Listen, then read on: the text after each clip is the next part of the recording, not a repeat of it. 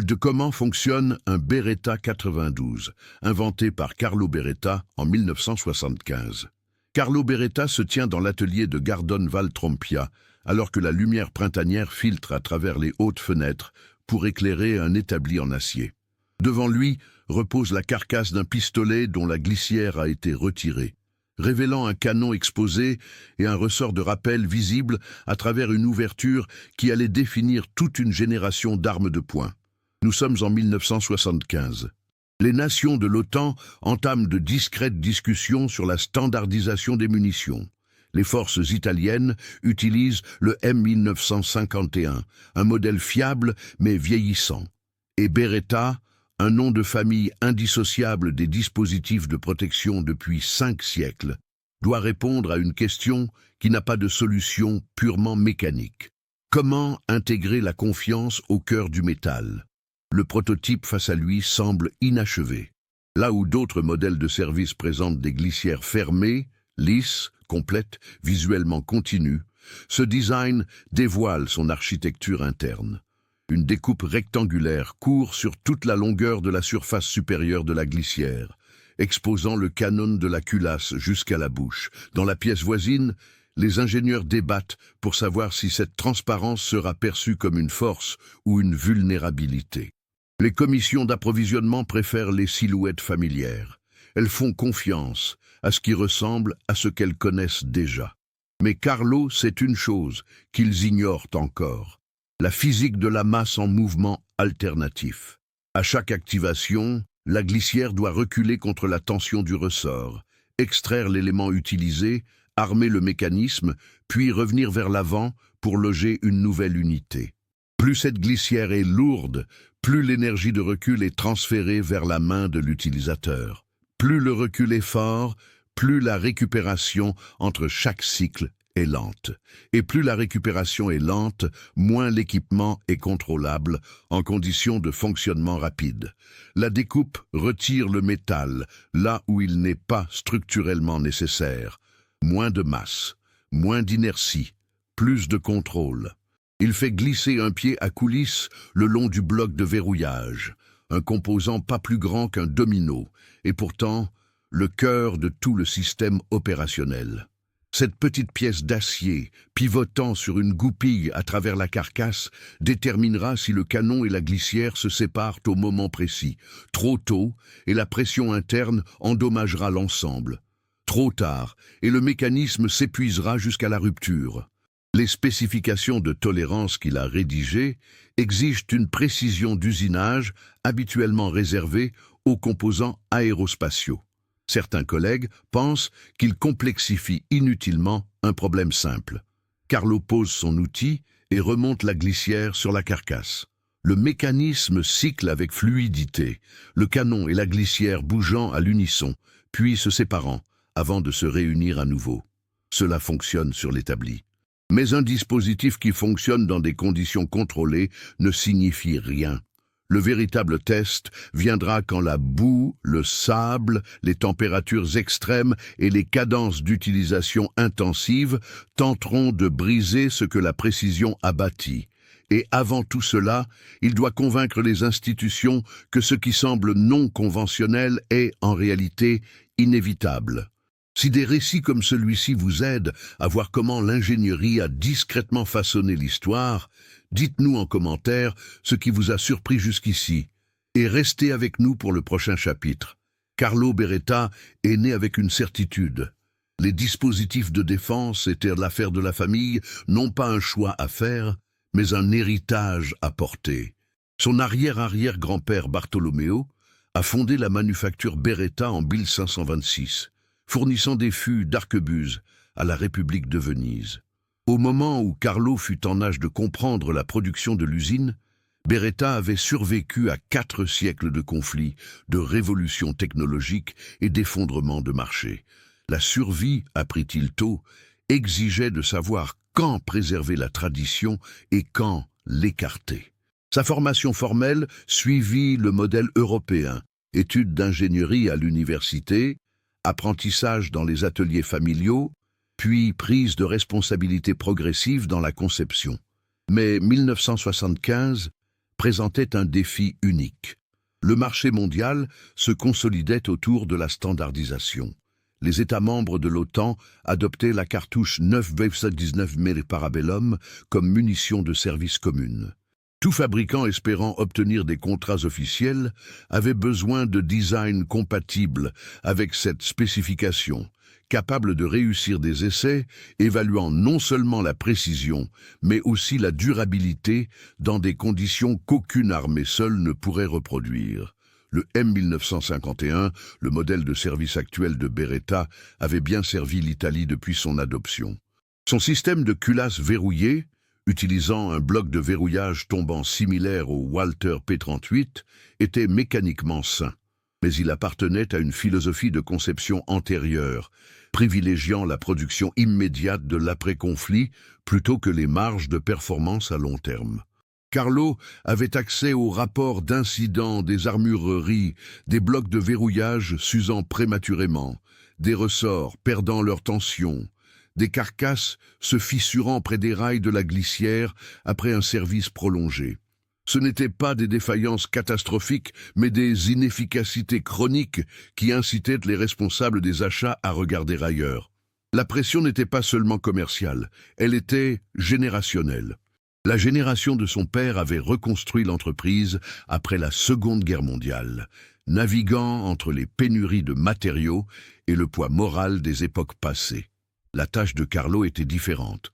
Prouver que Beretta pouvait innover et pas seulement fabriquer, que l'ingénierie italienne pouvait rivaliser avec la précision allemande, la capacité de production américaine et les nouveaux fabricants des autres pays de l'OTAN. Il réunit une petite équipe, métallurgistes, machinistes, ingénieurs d'essai. La consigne était simple, concevoir un modèle de service capable de fonctionner de manière fiable après 50 000 cycles avec une maintenance minimale. Pas seulement fonctionner, mais maintenir sa précision, une pression de détente constante et l'intégrité des pièces. La spécification semblait impossible. Les modèles de cette époque nécessitaient généralement l'intervention d'un armurier tous les 5 à 10 000 cycles. L'objectif de Carlo était d'un ordre de grandeur supérieur aux standards de l'industrie. L'équipe commença par la science des matériaux. Le bloc de verrouillage devint leur obsession. Ils testèrent des alliages d'acier, des traitements thermiques et des processus de durcissement de surface. Chaque version passait au stand de tir, où des programmes d'utilisation mesurés en milliers de cycles par jour révélaient ce que l'analyse en laboratoire ne pouvait prédire. Certains blocs se fissuraient, d'autres s'usaient trop vite. La solution émergea finalement des fournisseurs de l'aérospatial, un acier fondu, sous vide, avec une structure de grains contrôlée, coûteux mais prévisible. Le principe de fonctionnement retenu par Carlo n'était pas une invention, mais un raffinement. Lorsque la détente libère le mécanisme et que l'amorce est frappée, la pression générée propulse l'élément vers l'avant, tout en poussant simultanément l'étui vers l'arrière. Dans un système à culasse verrouillée, le canon et la glissière doivent rester solidaires durant cette phase initiale, unis contre la force qui tente de les séparer. Ce n'est qu'une fois la pression retombée à des niveaux sûrs qu'ils peuvent se désolidariser. Le mécanisme qui régit cette séparation est le bloc de verrouillage. Placé sous la chambre, il s'engage à la fois dans le canon et la glissière via des surfaces usinées avec précision. Alors que le canon et la glissière reculent ensemble sur environ 4 mm, le bloc de verrouillage glisse sur sa goupille. C'est alors que la géométrie intervient. Les surfaces d'engagement du bloc, formées de rampes et de méplats, pivotent vers le bas. Le canon bascule légèrement, désengageant les tenons qui le verrouillaient à l'intérieur de la glissière. Le canon s'arrête contre la carcasse. La glissière continue seule sa course, éjectant l'élément utilisé par l'ouverture supérieure, comprimant le ressort et préparant le cycle suivant. Ce système de canon basculant avait fait ses preuves par le passé. Ce que Carlo changea, ce fut l'exécution. Le bloc de verrouillage du 92 était fabriqué avec des tolérances 3 fois plus serrées que celles du M1951. Les surfaces guidant le mouvement de bascule étaient maintenues à des spécifications mesurées en centièmes de millimètre. Cette précision éliminait le jeu ces micro-mouvements entre les composants qui s'accumulent et créent de l'usure au fil des milliers de cycles. Des tolérances plus strictes signifiaient moins de chocs internes, et donc une durée de vie prolongée. La configuration à glissière ouverte servait plusieurs objectifs au-delà de la réduction de la masse. Elle créait un chemin d'éjection auto-nettoyant. Les résidus qui s'accumuleraient dans une glissière fermée, dépôts de carbone, poudre non brûlée, débris environnementaux, s'évacuaient par ces ouvertures rectangulaires. Les inspections de routine ne nécessitaient aucun démontage. Il suffisait de regarder à travers la découpe pour vérifier immédiatement l'état du canon. Ce qui semblait être du minimalisme était en réalité une transparence fonctionnelle. Pourtant, en 1976, les commissions d'achat ne voyaient pas les choses ainsi. Quand Beretta présenta le prototype du 92 aux évaluateurs de l'armée italienne, les premières questions ne portèrent pas sur la performance, mais sur l'apparence. Le canon exposé paraissait hétérodoxe. Les officiers habitués aux glissières pleines se demandaient si la découpe ne laisserait pas entrer des contaminants.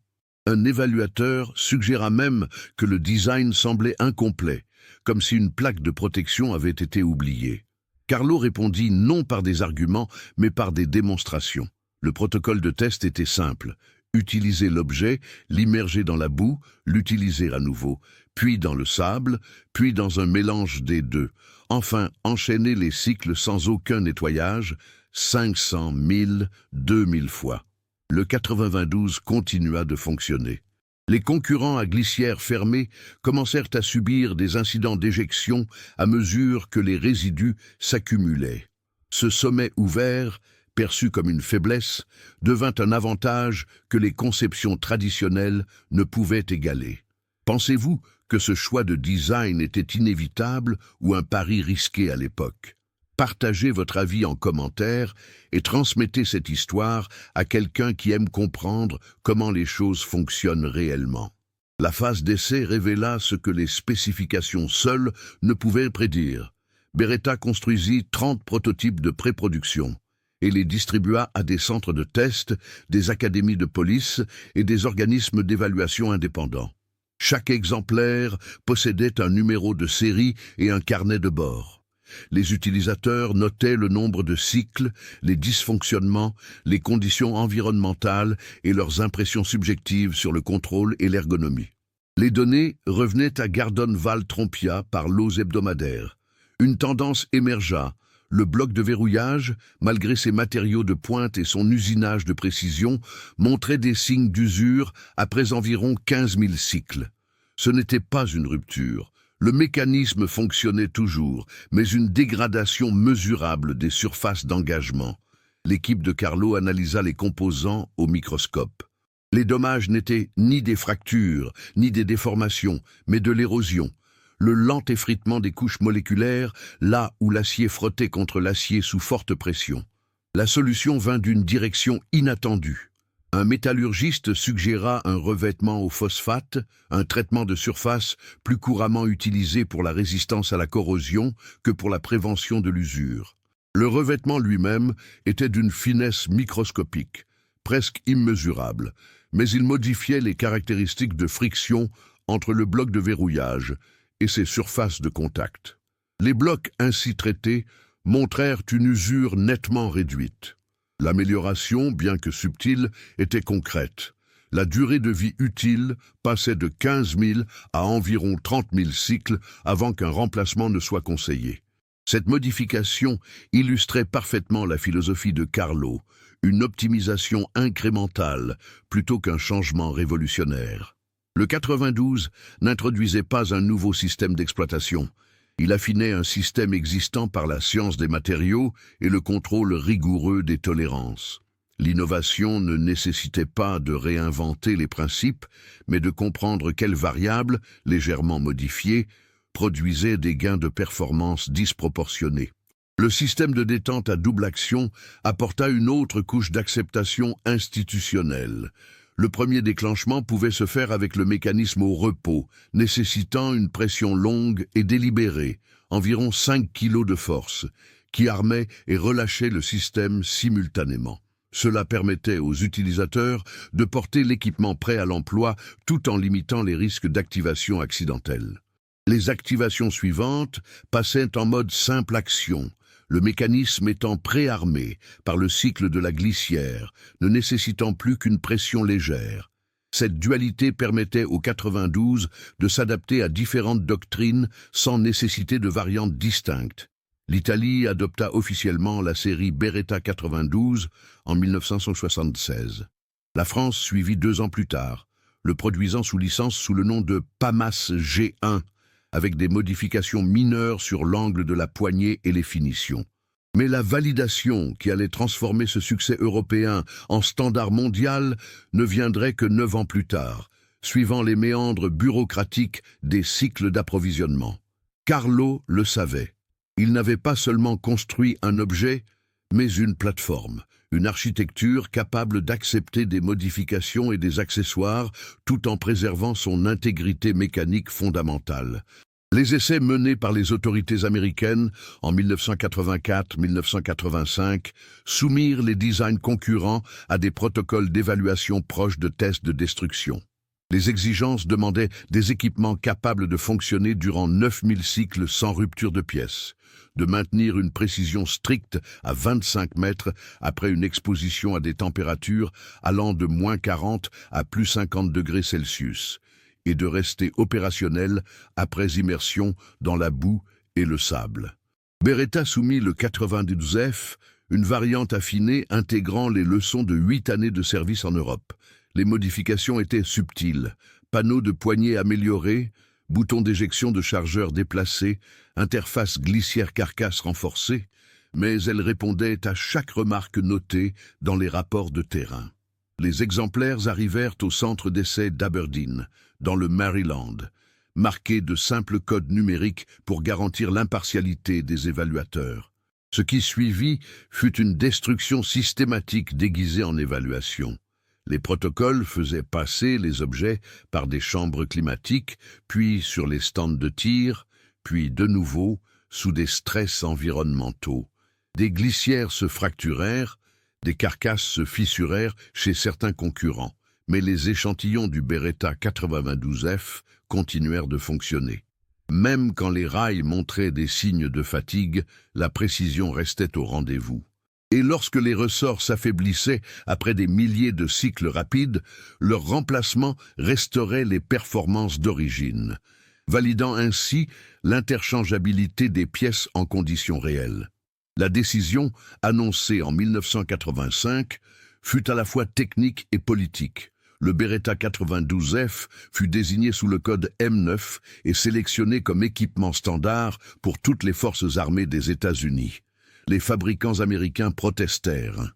Des auditions parlementaires examinèrent si des équipements étrangers devaient remplacer la production nationale. Les débats firent rage sur la puissance d'arrêt du 9 mm face à la tradition du .45 ACP. Mais derrière la controverse, l'ingénierie était irréfutable. Le M9 fonctionnait là où les autres échouaient. Cette adoption déclencha un passage à l'échelle industrielle sans précédent pour Beretta. Le contrat portait sur des centaines de milliers d'unités, avec des calendriers de livraison s'étalant sur plusieurs années. L'équipe de Carlo avait conçu un objet pour une fabrication de haute précision. Elle devait maintenant concevoir des systèmes de production capables de maintenir ces standards à des volumes multipliant par plusieurs fois la production totale de l'entreprise. Nouvelles machines, nouveaux protocoles de formation, nouvelles procédures de contrôle qualité. L'objet qui avait triomphé lors des essais devait réussir sa production de masse sans compromettre la rigueur qui le rendait fiable. Le design à glissière ouverte, initialement critiqué, devint le trait le plus reconnaissable du M9. Les utilisateurs apprirent que le canon exposé permettait de vérifier instantanément le statut de l'équipement, chargé ou vide, d'un simple coup d'œil, sans manipulation périlleuse. Les armuriers découvrirent que la découpe facilitait l'inspection sans démontage, réduisant le temps de maintenance.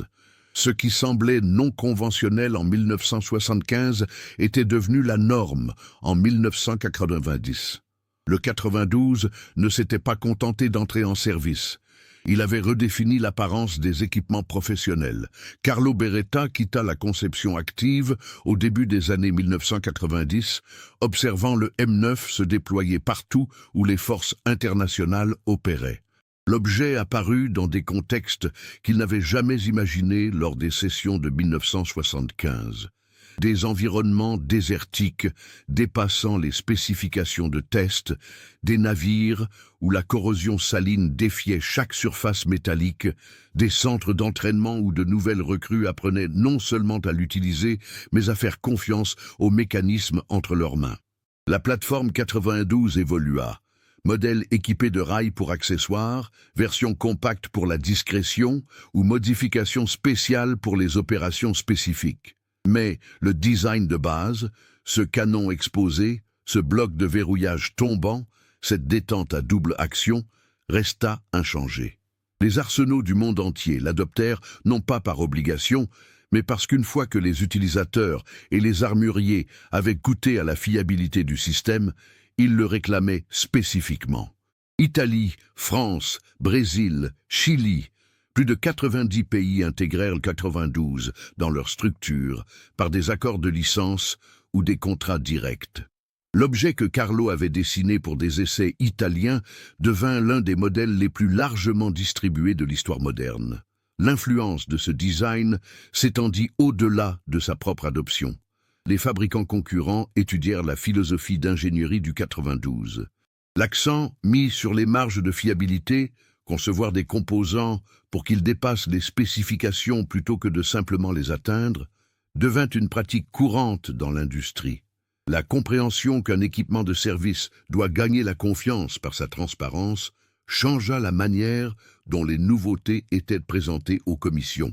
Plus tard, les modèles à carcasse polymère développés des décennies après le 92 héritèrent de son ADN, même en remplaçant l'acier par des matériaux synthétiques.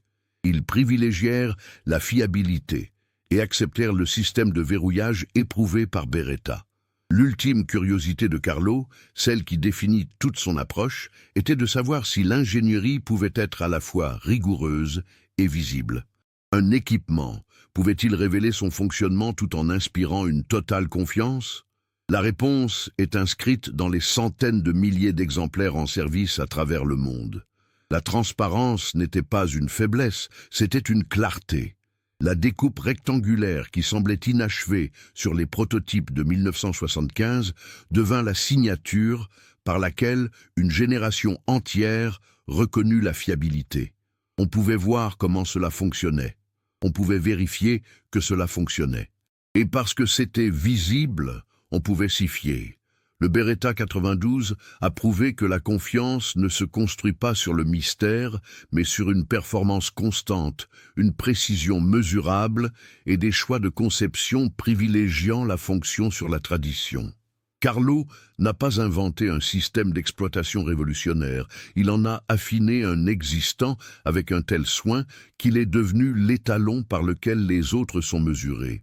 Ce raffinement incrémental, patient, obsédé par des tolérances au centième de millimètre, a changé les attentes institutionnelles. Le canon exposé n'était pas un compromis, c'était une affirmation. L'ingénierie est à son sommet quand rien n'est caché. Si vous appréciez les récits authentiques sur la façon dont l'ingénierie façonne le monde, abonnez-vous à la chaîne, laissez un j'aime et dites-nous depuis quel pays vous nous regardez.